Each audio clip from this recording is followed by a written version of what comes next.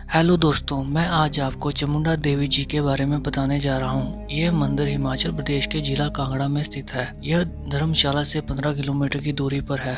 यहाँ नेचर ने अपनी सुंदरता भरपूर मात्रा में प्रदान की है। चामुंडा देवी मंदिर बनेर नदी के किनारे पर बसा हुआ है। चामुंडा देवी मंदिर 51 शक्तिपीठों में से एक है। मान्यता यह है कि चामुंडा देवी मंदिर में माता सती के चरण गिरे थे। कुछ विद्वान कहते हैं कि चामुंडा देवी मंदिर एक सिद्ध पीठ है। यहाँ पर माता पूर्ण रूप से विराजमान है। माता का प्राचीन मंदिर हिमानी चामुंडा नाम से जाना जाता था, जहाँ पर श्रद्धालुओं का पहुँचना बहुत ही मुश्किल था, क्योंकि यहाँ पर सर्दी के मौसम में भारी बर्फबारी होती थी। करीब 400 साल पहले राजा और एक ब्राह्मण पुजारी ने मंदिर को आसानी से सुलभ स्थान पर ले जाने के लिए देवी से प्रार्थना की। देवी ने पुजारी को अपनी सहमति दी और पुजारी को एक निश्चित स्थान में खोदने के लिए निर्देश दिया और कहा कि एक प्राचीन मूर्ति मिल जाएगी जिसे मंदिर में स्थापित कर देना। राजा ने मूर्ति को लाने के लिए व्यक्तियों को भेजा। हालांकि वह इसे ढूंढने में तो सक्षम थे, लेकिन इसे उठा नहीं सके। एक बार फिर देवी सपने में पुजारी को दिखाई दी और उसने समझाया कि व्यक्ति इसे साधारण पत्थर मानते हैं। देवी ने उसे सुबह उठने, स्नान करने, साफ कपड़े पहने और सम्मानजनक तरीके से जगह पर जाने के आदेश दिए। पुजारी ने वैसा ही किया और वह उस मूर्ति को उठाकर स्थापित किया। ये देखकर सब हैरान रह गए। तब उसने बताया कि देवी की शक्ति है जो मूर्ति स्थापित कर सका। चामुंडा माता आदिशक्ति पार्वती का रूप है। माता का नाम चामुंडा पड़ने के पीछे एक कथा प्रचलित है। हजारों वर्ष धरती पर शुंभ और निशुंभ नामक दो दैत्यों का राज था। उन्होंने धरती व स्वर्ग पर काफी अत्याचार किया था, जिसके फलस्वरूप देवताओं व मनुष्यों ने हिमालय में जाकर देवी भगवती की आराधना की, लेकिन स्तुति में किसी देवी का नाम नहीं लिया। के बाद शंकर जी की पत्नी माँ पार्वती मानसरोवर पर स्नान करने आई। उन्होंने देवताओं से पूछा कि किसकी आराधना कर रहे हो। तब देवता मौन हो गए। तब माँ पार्वती के शरीर से एक कुंवारी कन्या प्रकट हुई जो शुंभ और निशुंभ को मार सके। पार्वती जी के शरीर से प्रकट होने के कारण इस देवी का नाम कौशिकी पड़ गया।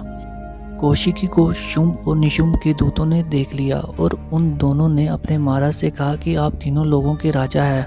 आपके पास एक दिव्य और आकर्षक नारी होनी चाहिए जो कि तीनों लोकों में सर्व सुंदर हो। यह वचन सुनकर शुंभ और निशुंभ ने अपना एक दूत कौशिकी के पास भेजा और उस दूत से कहा कि तुम उस सुंदरी से जाकर कहना कि शुंभ और निशुंभ तीनों लोगों के राजा है और वो दोनों तुम्हें अपनी रानी बनाना चाहते हैं। यह सुनकर दूत माता कौशिकी के पास गया और दोनों दैत्यों द्वारा कहे गए वचन माता को सुना दिए। माता ने कहा कि मैं मानती हूँ कि शुंभ और निशुंभ दोनों महान बलशाली है, परंतु मैं एक प्रण ले चुकी हूँ। जो व्यक्ति मुझे हरा देगा मैं उसी से विवाह करूंगी।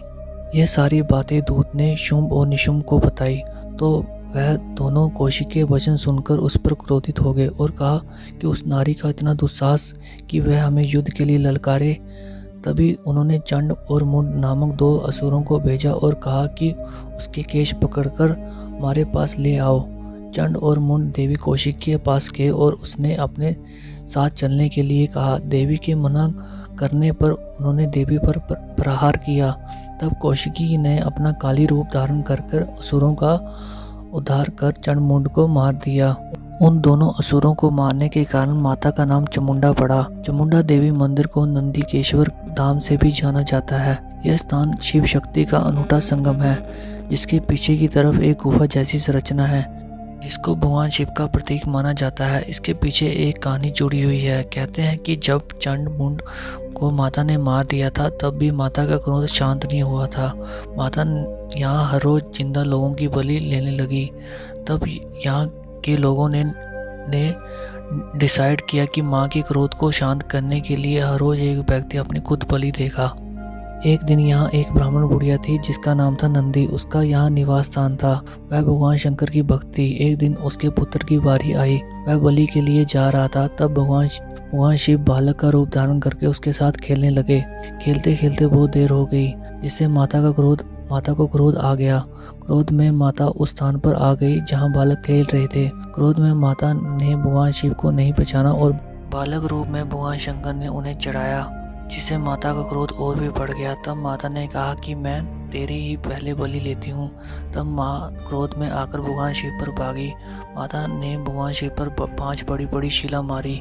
भगवान शिव जी चुप कर नीचे बैठ गए। तब एक शिला भगवान शिव पर आ गई तो भगवान शिव ने शिला को एक उंगली से रोक लिया।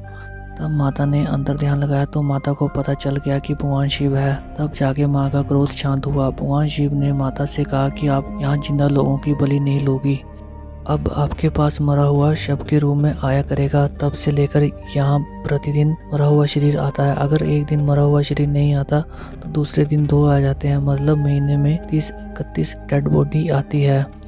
मंदिर के पास ही शमशान घाट है। यहाँ पर जो व्यक्ति गंगा नहीं जा पाते वह यहाँ अस्थियां विसर्जन कर सकते हैं। चामुंडा देवी मंदिर का निर्माण वर्ष 1762 ईस्वी उमेद सिंह ने करवाया था। यहाँ पर माता सभी भक्तों की मनोकामना पूरी करती है। चामुंडा देवी जाने के लिए नज़दीकी हवाई अड्डा गग्गल में है, जो कि यहाँ से 28 किलोमीटर की दूरी पर स्थित है। यहाँ तक आने के बाद यात्री बस या कार से चामुंडा देवी मंदिर तक पहुँच सकते हैं। यहाँ से टैक्सी आदि की भी अच्छी सुविधा है।